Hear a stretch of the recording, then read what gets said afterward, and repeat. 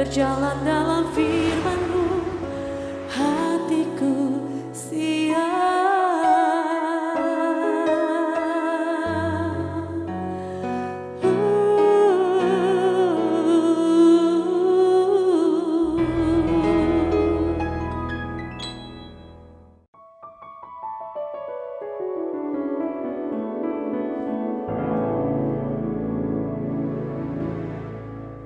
Salam, God Lover yang dikasih oleh Tuhan Yesus Kristus. Senang kita bisa kembali bersama-sama dalam Rest in God. Kita akan menikmati hadirat Tuhan. Kita persembahkan korban syukur kita melalui nyanyian, pujian, dan penyembahan kita. Karena kita percaya dalam hadiratnya ada sukacita, ada kemenangan, ada kelegaan. Tuhan Yesus berkata kepada kita semua, "Marilah kepadaku semua yang letih lesu dan berbeban berat, aku akan memberikan kelegaan kepadamu." Mari kita hampiri Dia dengan korban syukur kita dan pengharapan kita. Dia akan memberi kita kelegaan. Dalam kita berdoa bersama-sama. Bapa di surga, kami bersyukur karena Engkau mengasihi kami. Biarlah dalam kasih-Mu kami boleh juga memberikan korban syukur kami sebagai ungkapan kasih kami kepadamu. Sebuah pujian, penyembahan yang kami naikkan dari hati kami yang paling dalam. Mengingat betapa Tuhan sungguh-sungguh mengasihi kami. Betapa Tuhan sungguh-sungguh menjadi pembela dan penolong kami. Tuhan adalah segala-galanya dalam hidup kami. Layak kami puji, layak kami sembah. Kami membawa semua beban pergumulan kami kepadamu. Dan kami juga sangat percaya di dalam Engkau ada kelegaan. Di dalam nama Tuhan Yesus Kristus kami berdoa. Amin. Haleluya. Malam hari ini Tuhan, kami memanggil nama Tuhan Yesus. Kami sepakat memuji Tuhan di malam hari ini. Karena kami memerlukan belas kasihan Tuhan dalam hidup kami. Terima kasih Tuhan. Haleluya. Kami perlukan keajaiban-Mu.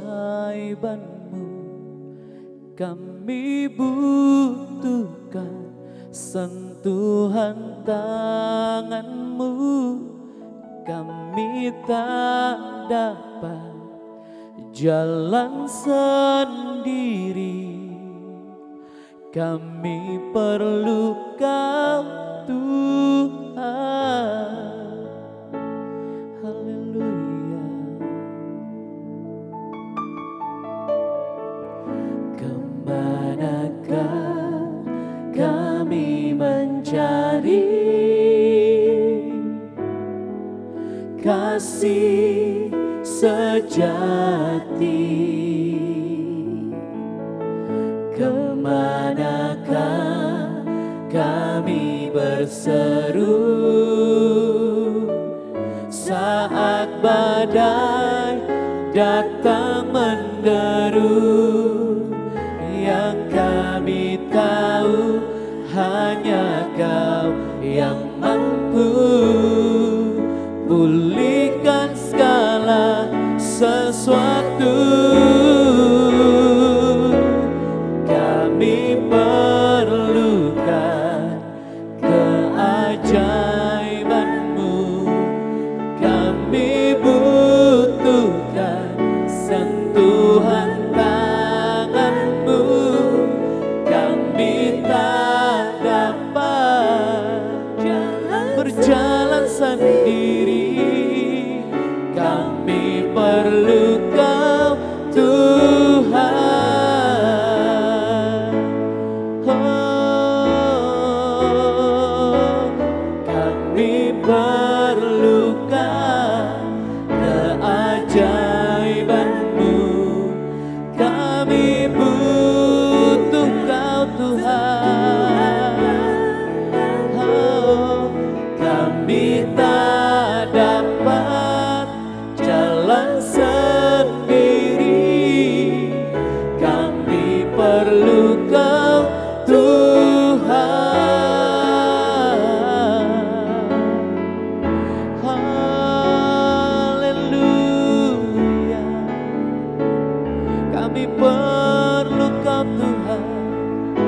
Kami butuh belas kasihan-Mu memenuhi hidup kami. Kemuliaan bagi-Mu Tuhan, Kau pusat penyembahan kami. Biar segala yang bernafas memuji-Mu, Yesus Kristus Tuhan. Haleluya. Terima kasih Tuhan, Kau Allah yang mulia. Glory bagi-Mu, Yesus Tuhan. Kau layak diagungkan.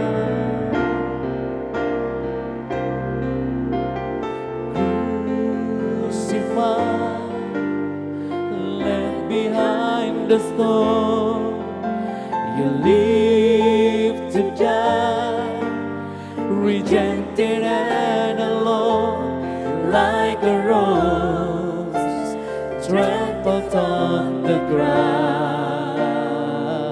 You took the fall, yes, and thought of me above all.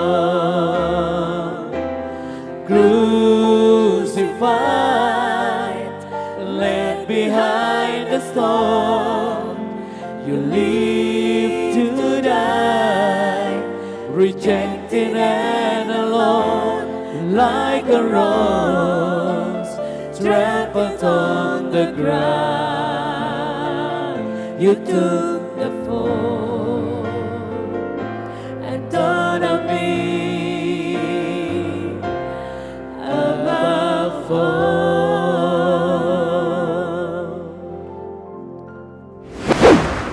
Puji Tuhan, dimuliakan Bapa kita di surga dalam seluruh hidup kita. Dalam situasi pandemi saat ini, dampak dari pandemi jelas banyak usaha yang jadi tidak berjalan dengan baik, banyak pekerjaan tidak berjalan dengan baik. Salah satu yang akhirnya membuat orang jadi pesimis adalah membayangkan, apakah kira-kira dengan kondisi yang seperti ini aku masih punya masa depan?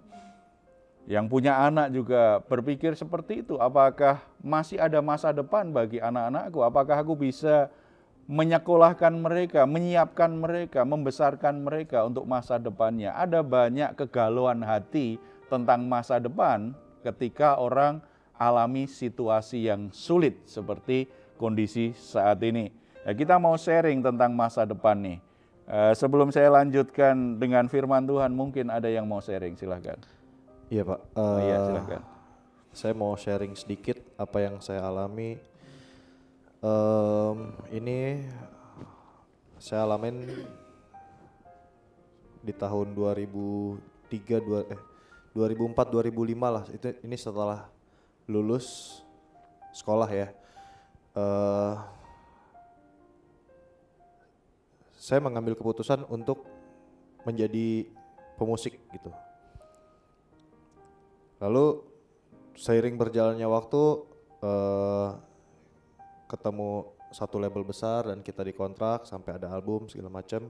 Tapi saya tetap tidak meninggalkan pelayanan saya. Saya tetap masih melayani di gereja, di acara-acara kegerejaan, dan pokoknya saya tidak meninggalkan gereja lah. Tapi suatu saat ada hal yang membenturkan saya untuk memilih kalau saya pilih gereja,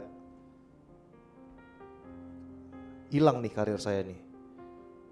Tapi kalau saya pilih, saya harus menjual Tuhan, ya otomatis masa depan saya harusnya terjamin dong.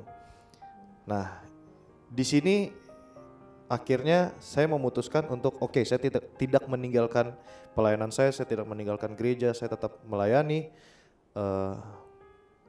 Saya tinggalkan karir saya di musik yang harusnya sudah jauh lah gitu, sekarang harusnya udah popularitasnya udah jauh lah gitu.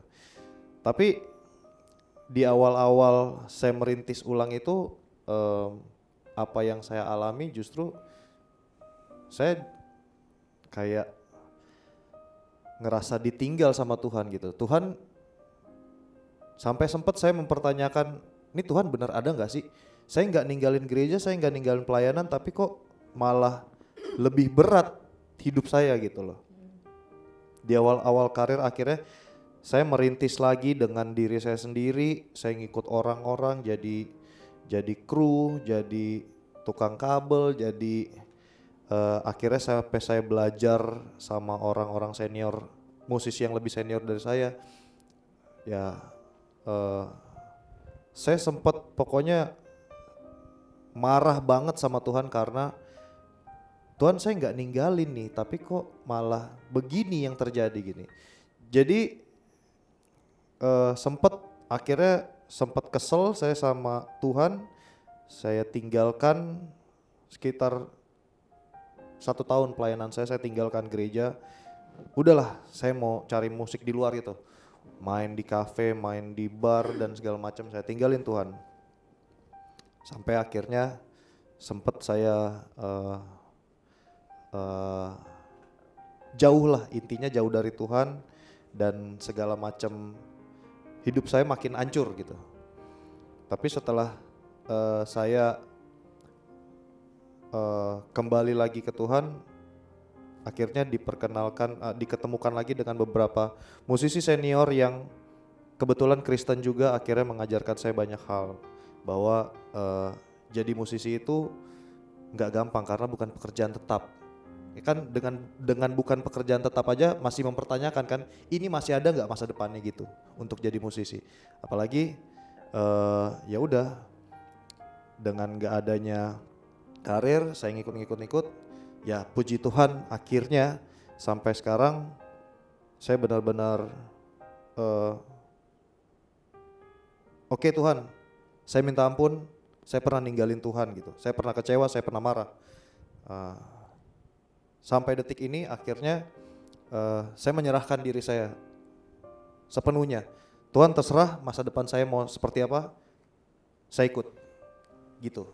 Kurang lebih sampai saat ini puji Tuhan saya masih dengan baik dipelihara sama Tuhan dan tidak berkekurangan. Itu. Ya, puji Tuhan ya. Situasi seperti itu, konflik batin, kegelisahan orang tentang hal itu banyak dialami.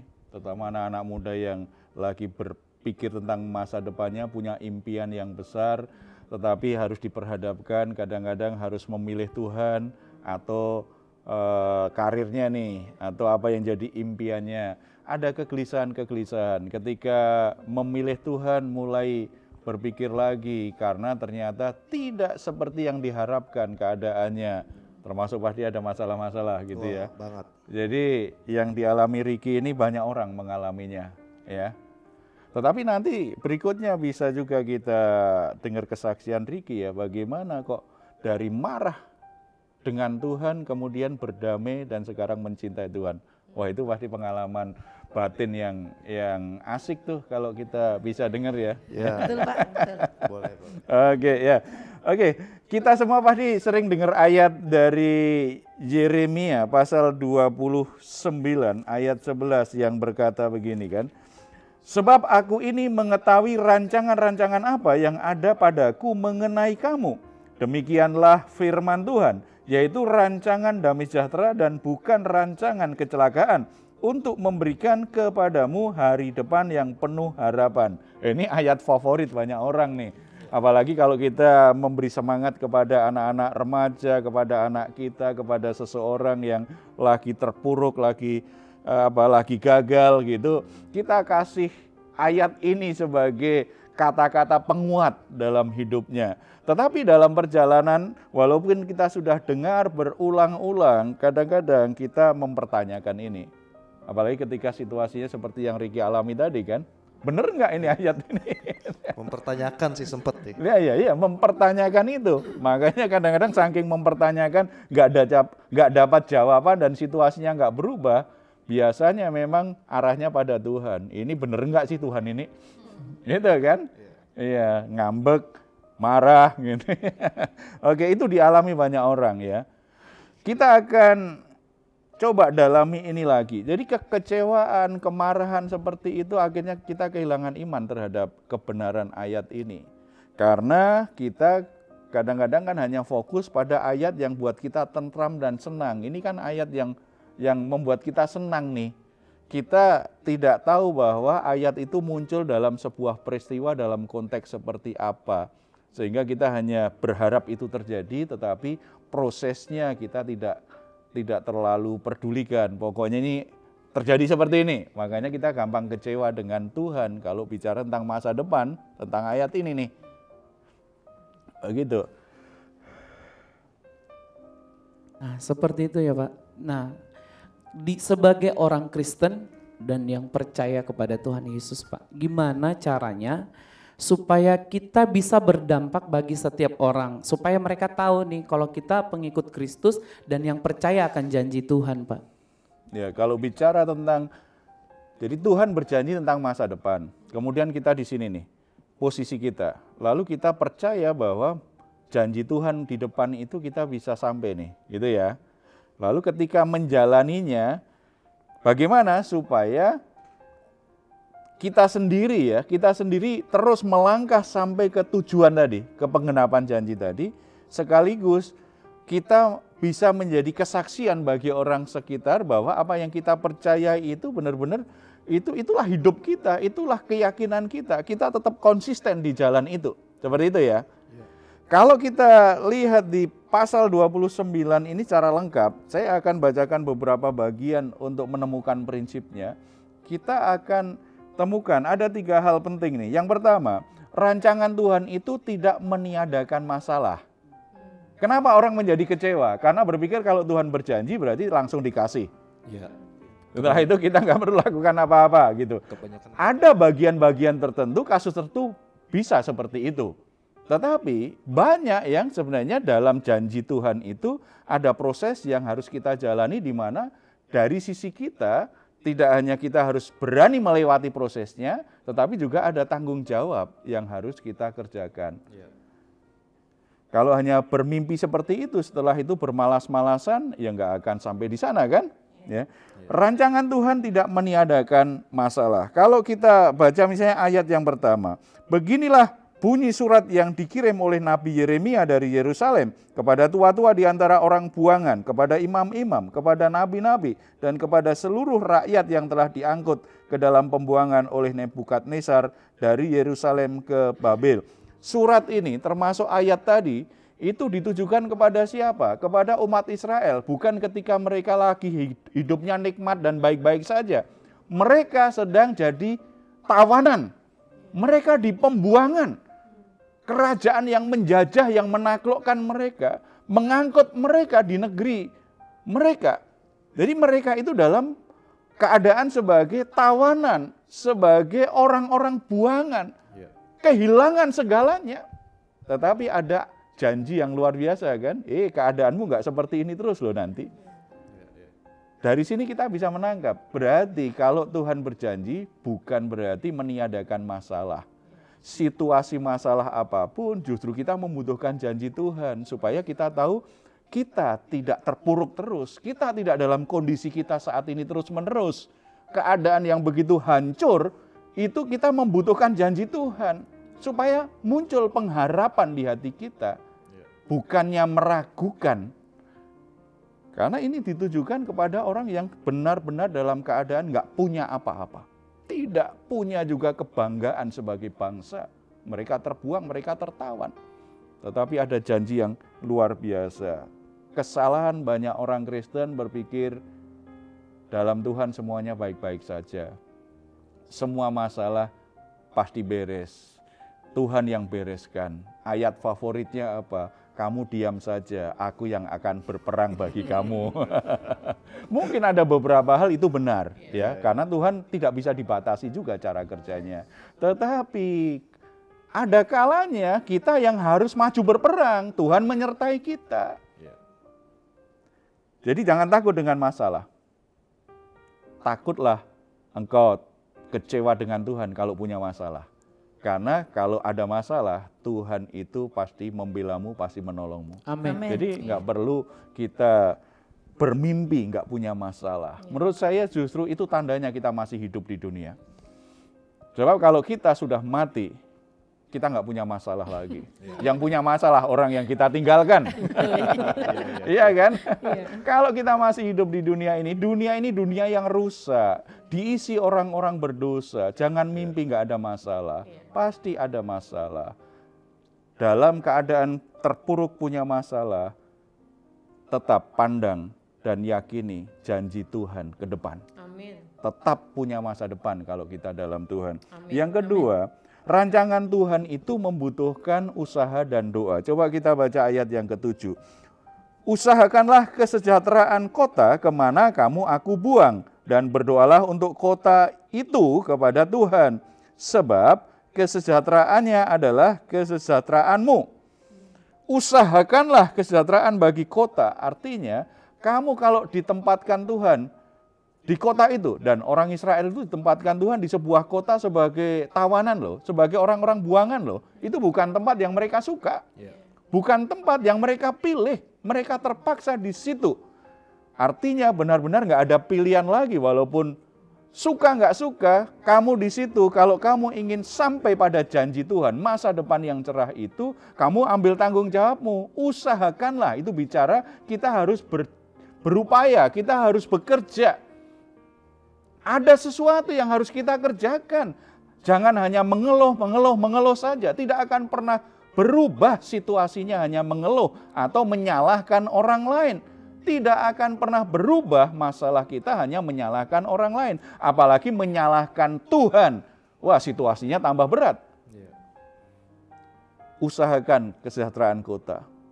Artinya, apapun yang masih bisa engkau kerjakan di tempat di mana engkau berada, lakukan sesuatu. Supaya kehadiranmu itu akhirnya justru membawa perubahan. Menjadi berkat bagi lingkunganmu, bagi orang-orang yang ada di sekitarmu. Tidak hanya untuk berusaha, disuruh untuk berusaha, tetapi berdoalah untuk kota itu. Doakan di mana Tuhan taruh engkau, walaupun engkau tidak suka, tetapi kalau itu ada di tempat itu. Saudara juga bekerja di mana Tuhan tempatkan, izinkan saudara ada di perusahaan itu. Saudara ditempatkan Tuhan di sebuah gereja, saudara ada di gereja itu. Jangan hanya usahakan, lakukan sesuatu supaya tempat itu menjadi lebih baik, lebih sejahtera, lebih diberkati Tuhan. Tetapi juga berdoa. Doakan. Berarti ini semangat yang mestinya kita bisa ambil. Kalau ingin menikmati masa depan yang cerah di dalam Tuhan, berusaha dan berdoa. Amin. Jangan malas-malasan, tetapi berdoa. Berdoa itu berarti kan kita sedang menegaskan iman kita, bahwa kita percaya janji Tuhan dan kita bergantung kepada anugerah Tuhan untuk sampai sana. Makanya kita berdoa. Dan yang ketiga, imani janji Tuhan mengenai rancangannya. Tuhan mengingatkan bangsa Israel supaya tidak tergiur, supaya tidak terperdaya oleh nabi-nabi palsu. Karena pada masa itu ada nabi-nabi palsu yang bernubuat, yang menghibur orang Israel. Supaya mereka memiliki janji-janji manis. Mungkin maksudnya di sisi lain mungkin positif. Supaya mereka terhibur, supaya mereka tidak sedih hati, supaya mereka semangat lagi. Tetapi kalau orang berbicara atas nama Tuhan, lalu dia berbohong, itu adalah nabi palsu. Ada banyak nabi palsu yang memberi harapan palsu kepada orang Israel. Sehingga mereka fokus imannya kepada apa yang disampaikan nabi palsu. Kalau kita ingin sampai pada masa depan yang cerah yang Tuhan siapkan, fokus iman kita harus pada janji Tuhan yang sesungguhnya. Walaupun kadang-kadang itu belum kita pahami sepenuhnya dan banyak pergumulannya. Tetapi percaya, imani janji Tuhan mengenai rancangannya. Ayat 10. Sebab beginilah firman Tuhan, apabila telah genap 70 tahun bagi Babel, barulah aku memperhatikan kamu. Aku akan menepati janjiku itu kepadamu dengan mengembalikan kamu ke tempat ini. Tuhan akan memberi masa depan yang cerah, tetapi Tuhan berkata apa? Sesuai dengan waktuku. Waktunya yang Tuhan tetapkan apa? Setelah genap 70 tahun. Jadi waktu yang panjang itu mungkin nabi palsu memberi penghiburan. Cepat selesai ini masalah. Tenang saja, Tuhan pasti menolong kita. Sehingga umat Israel justru akhirnya tidak berusaha, tidak berdoa, dan tidak lakukan tanggung jawabnya dengan benar. Tuhan bekerja itu sesuai dengan agendanya, sesuai dengan waktunya. Setiap peristiwa yang terjadi dalam hidup kita, bagi Tuhan itu bukan main-main atau uji coba, tidak. Tuhan itu tahu betul ada kalanya kita memang harus diberi pengalaman itu, supaya sampai kita akhirnya ketemu secara pribadi dengan Tuhan, punya pengalaman pribadi dengan Tuhan, mengerti sebuah maksud Tuhan dalam hidup kita. Kita semua pasti punya pengalaman lah ya, bagaimana situasi yang sulit itu akhirnya mengarahkan kita pada sebuah keputusan. Saya mau tinggalkan Tuhan atau terus ikut Tuhan. Dan ketika kita memilih ikut Tuhan, ada sesuatu yang sangat spesial secara rohani. Kita punya pengalaman dengan Tuhan, kita punya pengalaman dengan kebenaran Tuhan, kita mengalami janji Tuhan. Itu terjadi kan? Fokus pada apa yang Tuhan janjikan, bukan pada berita-berita hanya sekedar menghibur saja. Ingat bahwa janji Tuhan tidak sedang berusaha menyenangkan hati kita, tetapi sedang mengarahkan hidup kita supaya kita bisa menggenapi rencananya yang luar biasa ke depan. Amin. Amin. Jadi Bapak Ibu Saudara-saudara yang dikasihi Tuhan, mungkin saat ini ada yang lagi risau tentang masa depannya, karena memang situasinya sangat sulit sekali, di PHK sepertinya tidak bisa bekerja lagi, atau mungkin kecelakaan sehingga sepertinya juga nggak bisa bekerja lagi, atau mungkin alami kebangkrutan, hutangnya begitu banyak, sepertinya tidak bisa lagi membangun usahanya lagi, atau bagi anak-anak remaja mungkin yang masih muda begitu, sepertinya masa depannya jadi hilang. Tidak ada masa depan karena usaha orang tuanya bangkrut dan terlilit hutang sedemikian rupa. Nggak ada lagi uang untuk sekolah, untuk kuliah. Tetapi mari kita fokuskan hati kita. Janji Tuhan tentang masa depanmu itu Tuhan pegang secara konsisten. Amin. Tetapi bagian kita mari kita ikuti. Rancangan Tuhan tidak meniadakan masalah dalam hidup kita. Tetapi ketika ada masalah, Tuhan tidak meninggalkan kita. Amin. Maka kita tetap harus berusaha berdoa. Fokuskan imanmu pada janji Tuhan. Amin. Bukan tawaran-tawaran manis yang membohongi dan sekedar menyenangkan hati kita. Kita bersatu dalam doa. Bapa di surga, kami bersyukur karena di dalam Yesus Kristus ada janji yang luar biasa.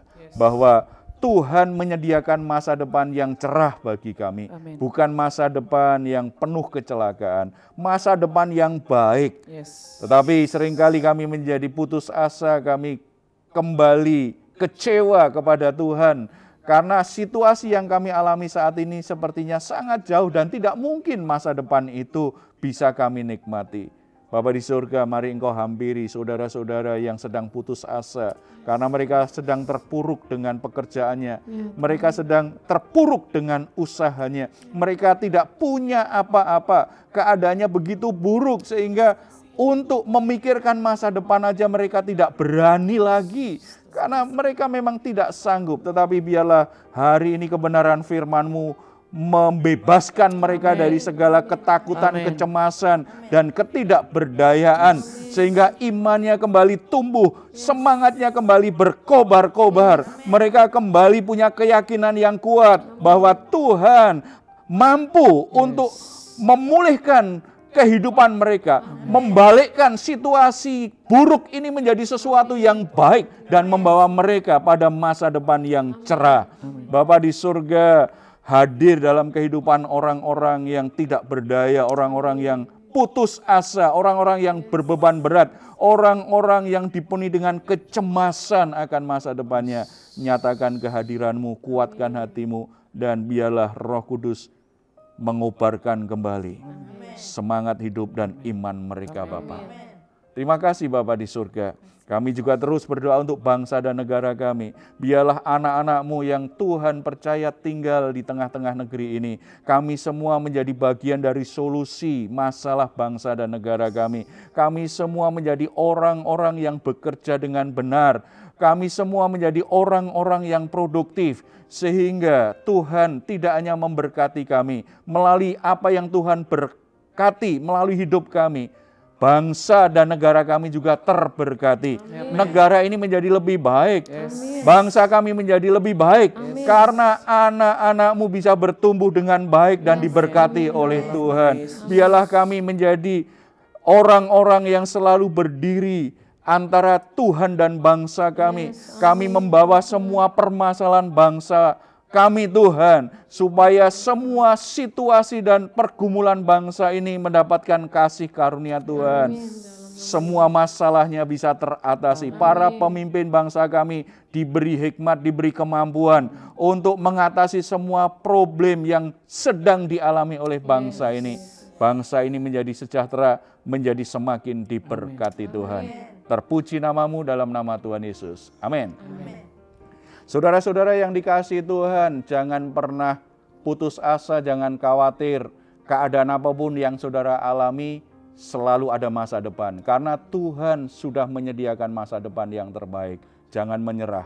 Ambil sikap yang benar, supaya saudara sampai pada tujuan Tuhan.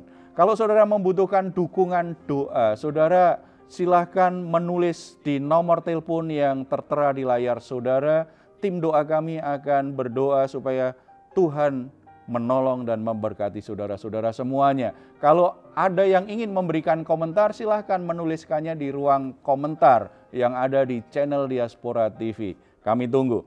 Mazmur 4 ayat 8 sampai 9. Engkau telah memberikan sukacita kepadaku lebih banyak daripada mereka ketika mereka kelimpahan gandum dan anggur. Dengan tentram aku mau membaringkan diri lalu segera tidur, sebab hanya Engkaulah ya Tuhan yang membiarkan aku diam dengan aman. Selamat malam, selamat beristirahat. Tuhan Yesus memberkati kita semuanya. Amin. Crucified, left behind the stone, you live to die, rejected and alone, like a rose trampled on the ground. You took the fall and thought of me above all. Crucified, left behind the stone, you live to die, rejected and alone, like a rose trampled on the ground. You took the fall and thought of me above all.